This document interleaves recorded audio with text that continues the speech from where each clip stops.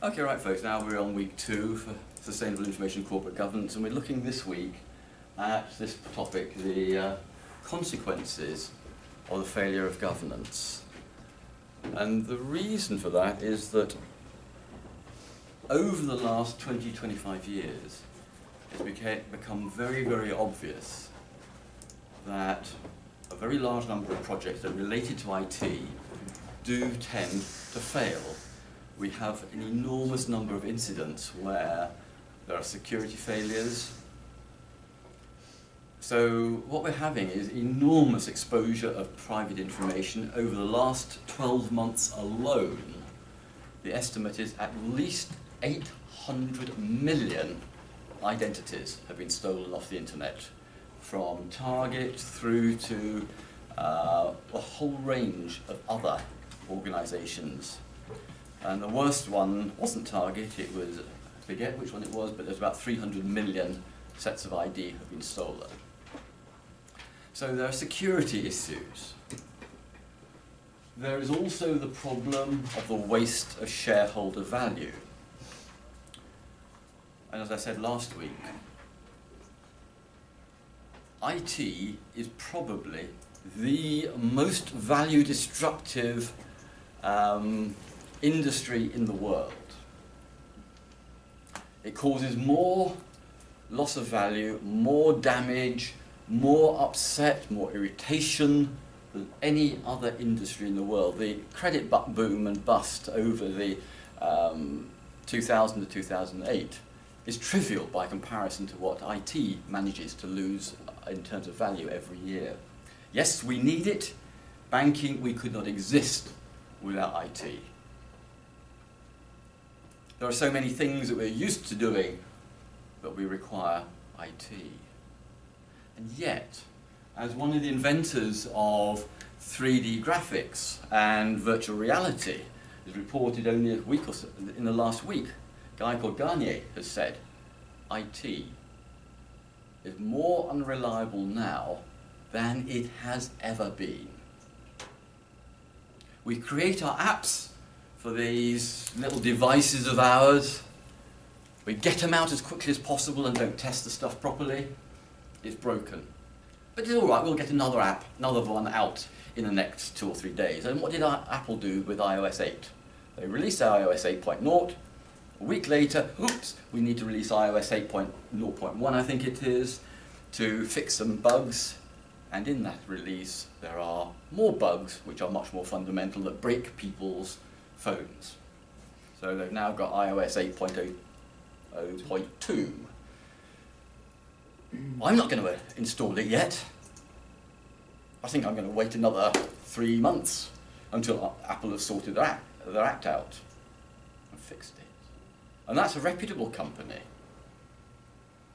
I've got one, just recently, as part of this location services exercise, I've loaded in 3 new mapping apps on here, and at least one of them I cannot get into settings. It's got a settings button there, there's nothing behind it. We have in these devices geolocation services, assisted GPS, which uses Wi-Fi, it uses GPS, and it uses all sorts of stuff in cell locations for your phones.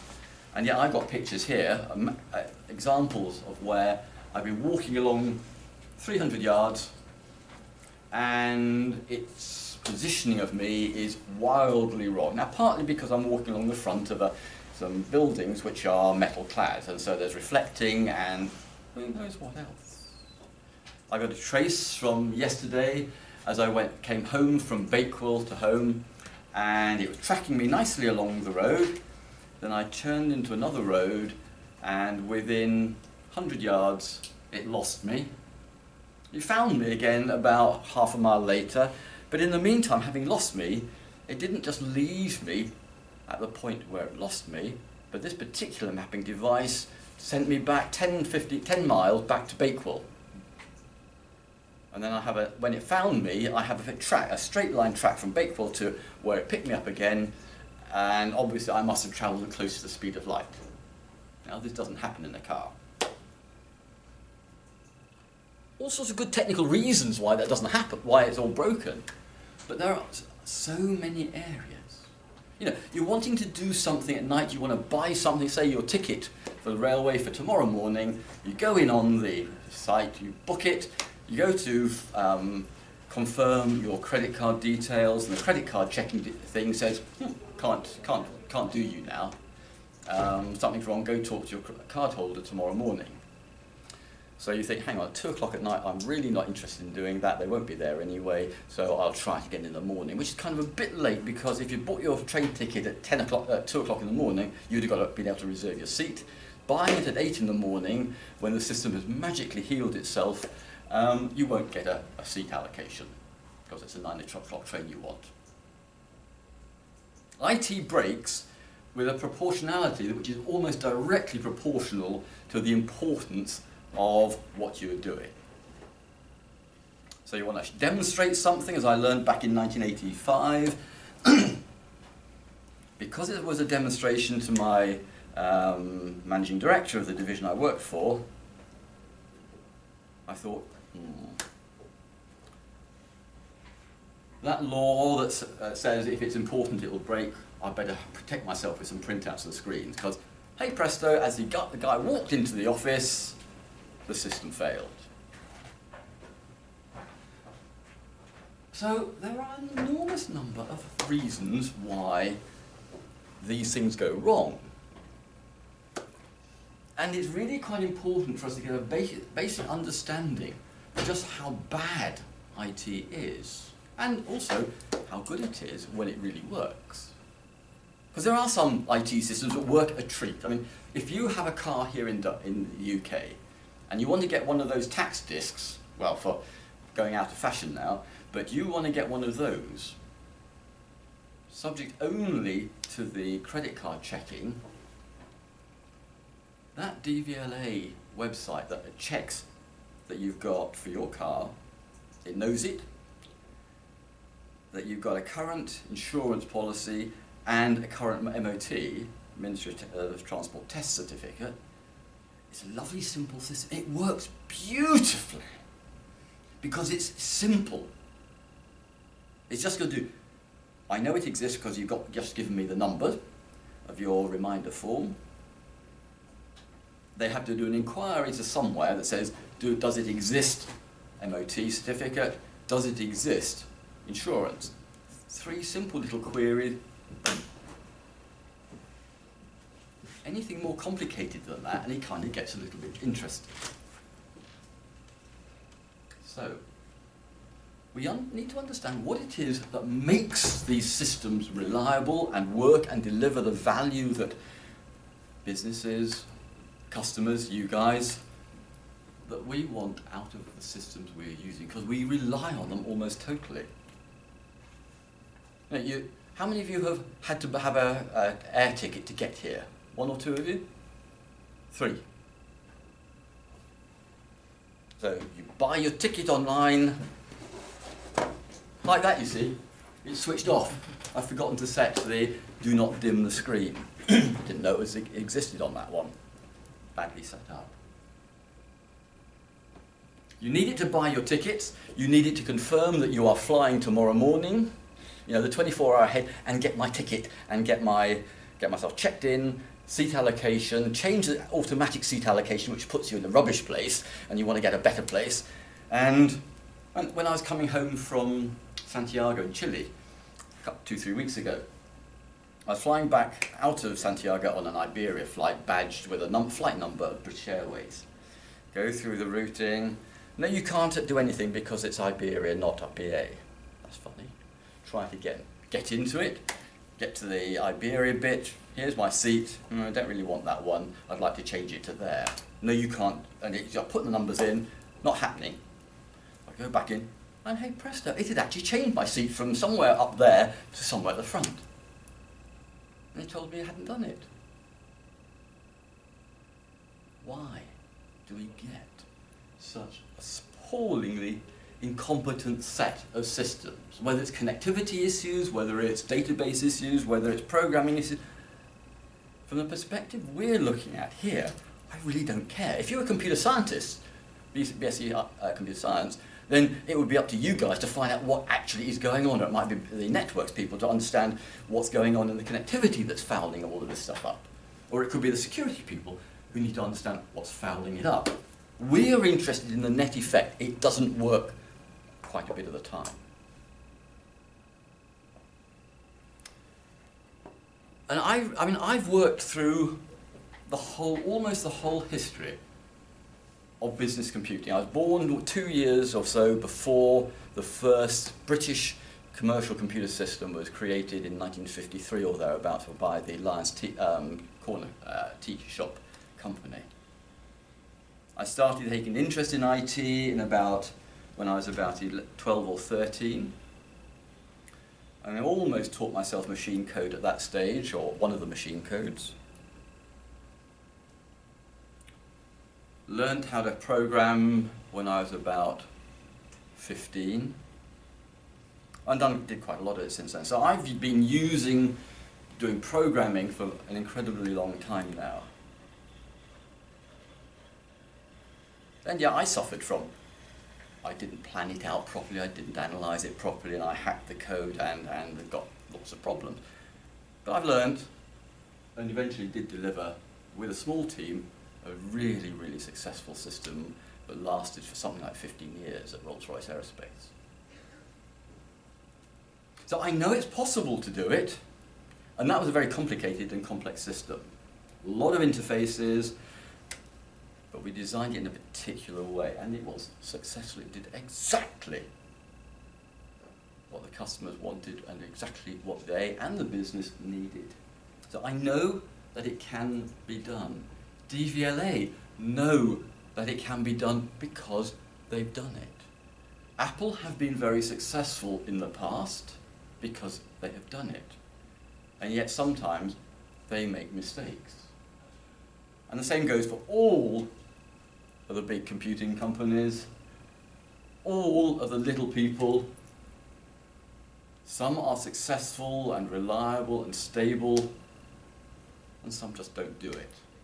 Many systems are reduced down to a bare minimum to get something that a business wishes to afford, but sometimes they strip out so much of the needed functionality to keep the business going that the people who are using the systems have to create all sorts of workarounds.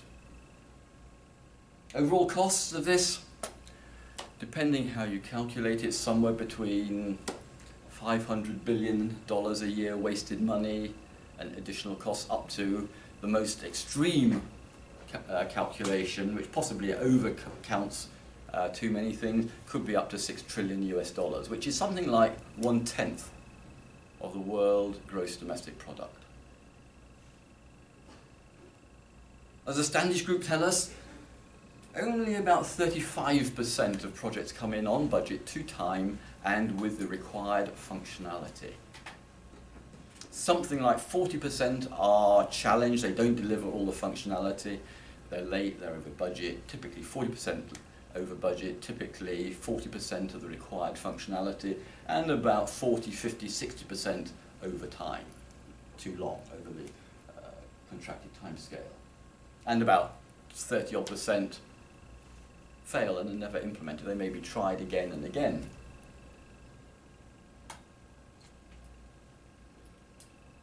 So we've got problems from security, loss of users' details, all this hacking that's going on because there are holes everywhere. Witness the bash problem for Linux and Apple OS X and other environments that use that particular chunk of code. It's been there for 20 odd years. We have examples of failed projects where the failure was kind of interesting. If you go back about 15 odd years, maybe, sometime around about when the British air traffic control system was re-engineered from the old mainframe system to modern networks and LANs and WANs and servers and what have you. But there was a piece of equipment which is absolutely fundamental, which recorded the actual flight paths or flight routes that airlines wanted to fly. And they didn't replace that for some reason. And that was a nice, stable mainframe system which had been developed in probably 30 years previously, an IBM mainframe system. And they needed to modify a little bit of that code to make it talk to this new network-based server system. That mainframe system had been working reliably, unchanged virtually for, as I say, something like 20, 30 years. And then they had to tamper with a bit of the code, and it broke.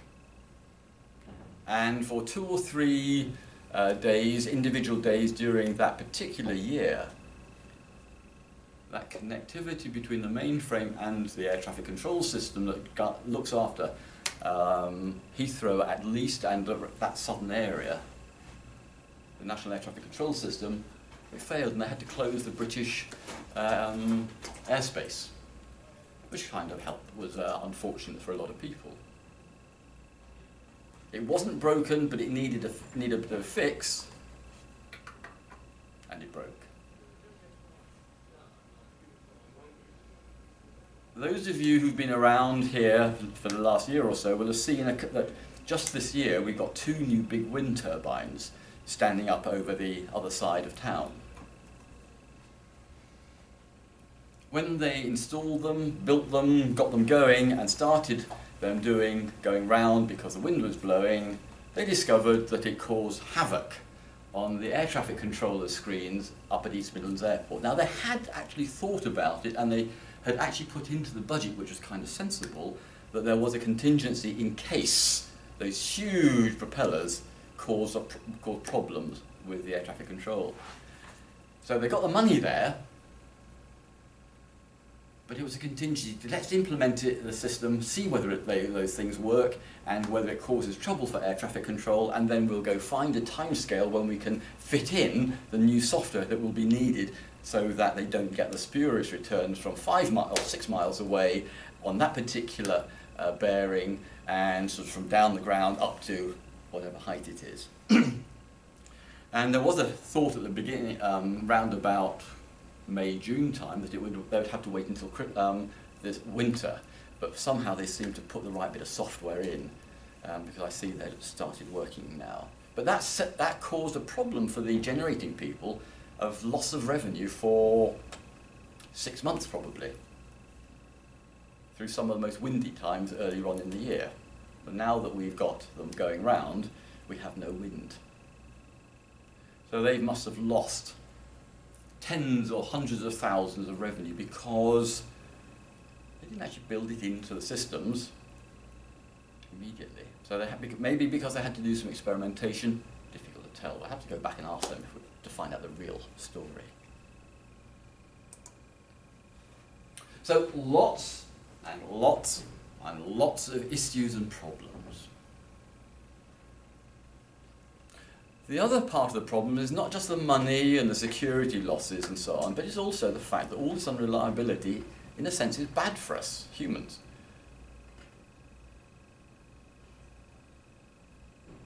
Using this broken, unreliable technology, using it 24/7, mixing up our work and play and study and everything else, because we don't switch them off at night time. We look at them last thing at night, we look at them first thing in the morning. If we wake in the middle of the night, we have a check to see if anybody sent us an important message or something or whatever.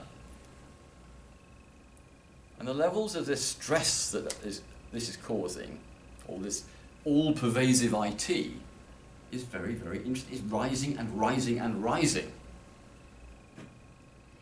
Something like 65, anywhere between 65 and 95% of surveyed populations over the last couple of years are showing signs of stress caused by ICT.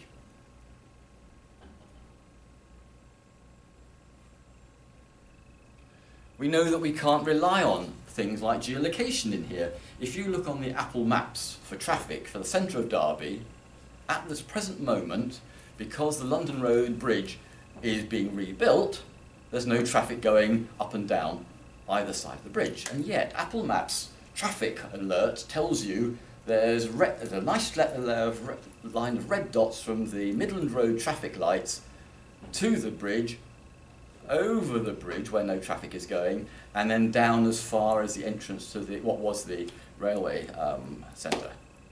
This is crowdsourced data, and it's not correct. If you look at Apple, compare and contrast Apple Maps and Google Maps, and I suspect, and all the various other ones I've now got on my phone, which all give traffic alerts and traffic sort of conditions, they all give different pictures. Some of them are shared correctly. They show traffic around the roundabouts here, at the right side of the roundabout and so on. Much of the rest of Derby at different times of day is different and mostly erroneous.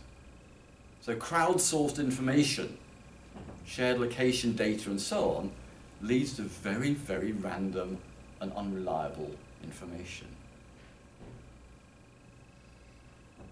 So how on earth are we going to get value for businesses, for us as consumers, us as customers,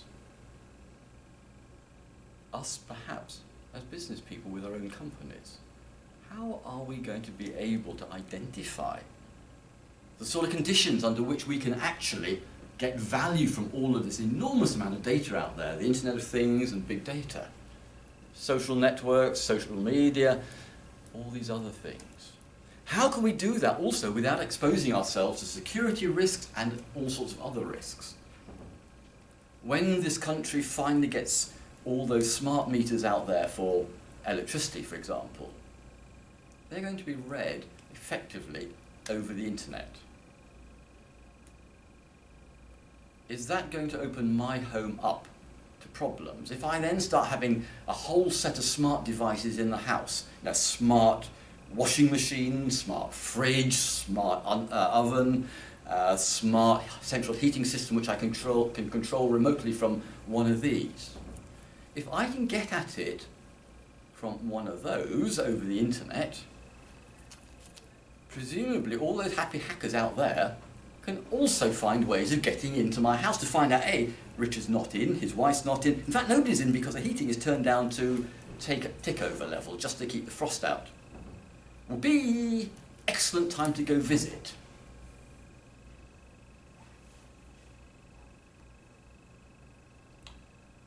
Or, as we now know, our central national infrastructure is kind of ropey. There are concerns now that even the master switches for the internet and all the other routers and switches around the internet are not as secure as we thought they were. How feasible will it be for terrorists or other criminals, or even accident, to close down, for example, the electricity grid, or the gas grid, or the whichever grid? Or even more excitingly, the internet. And the critical national infrastructure problem is something that is really high on the government's concerns, and so assisted by GCHQ down at Cheltenham.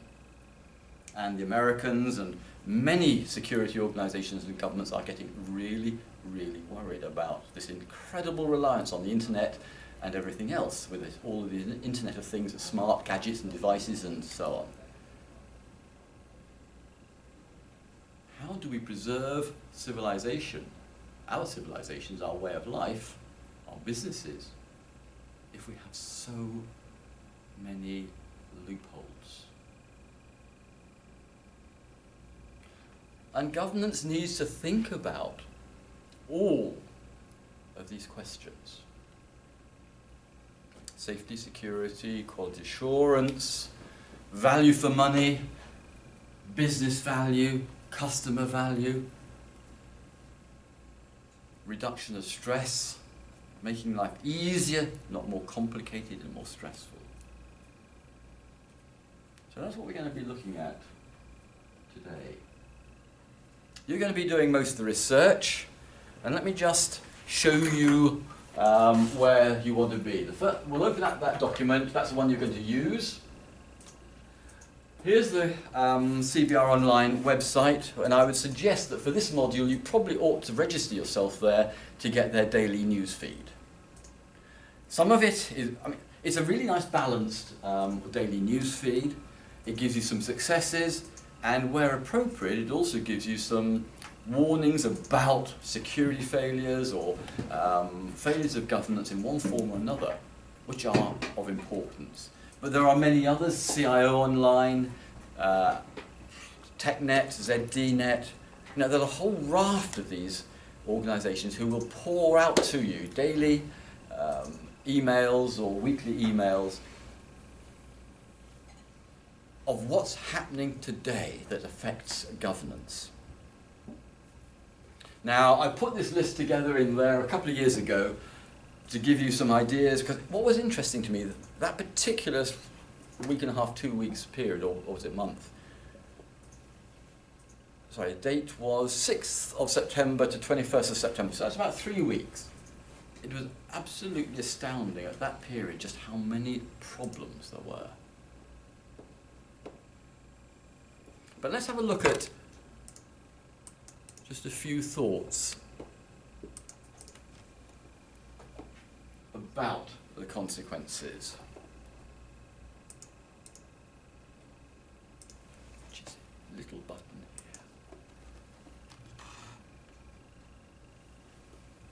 What we're trying to do with this particular session today is to think about and identify some of the consequences of failure, both at a corporate level and in terms of information governance.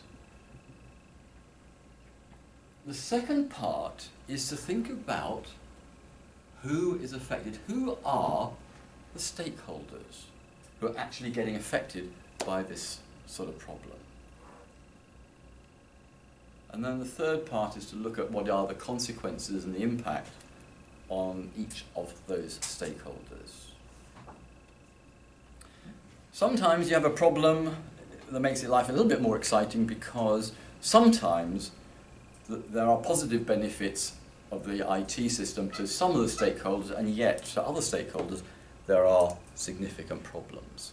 So it's again, there's often going to be a balancing act to be undertaken. So, what I want you to do for the next hour and a half-ish, next hour and a half, using the CBR sources and also a paper that I wrote with a couple of other people, including Hajing Chang from Cambridge Business School, I think he is.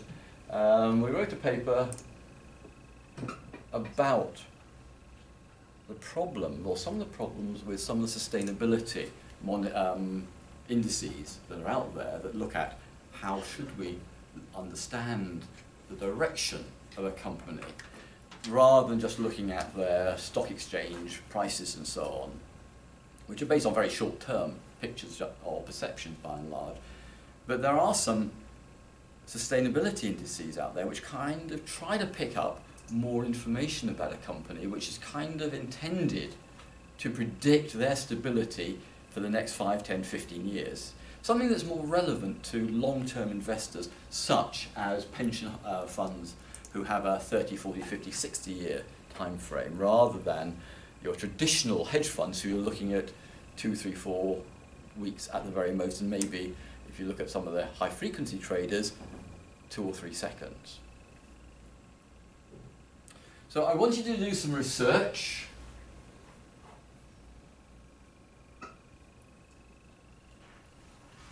Find those various items out of CBR Online.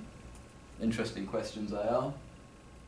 Those of you who were here last year in ITSM will have had a look at 2 or 3 interesting ones, which were the Denver Airport and Heathrow Terminal 5 excitement, and also the LASCAD, the London Ambulance System failures, which was service related, but there's also some interesting governance questions. So do a whole load of research, find a whole load of relevant academic and other articles, build yourself your Harvard standard working bibliography, either list of topics or papers you found. Make sure it does meet the Harvard standards for your bibliography. What I want you to bring from all of that is to identify the sorts of governance failures that there are, because there may be security failures, or it may be project management type failures, or program management failures. It might be to do with lack of testing. It might be to do with lack of specification. It might be to do with over-ambitious targets or plans or objectives. There's a whole range of types of governance failure you might want to think about. You need to think through the lists of failures and successes you've got and see what the themes are. Concentrate more on the failures for the moment, because they are where we can actually learn most from. And also think about who are the various stakeholders who are affected, from the corporate owners, i.e. the shareholders, the management and executive, the workers, the customers, the suppliers, society, the government. There's a whole range of stakeholders. And again, from those of you who did the second year last year, again from the or the year before, you will have had to think a little bit about the stakeholders for your little exercise you did for Lou in DBMI.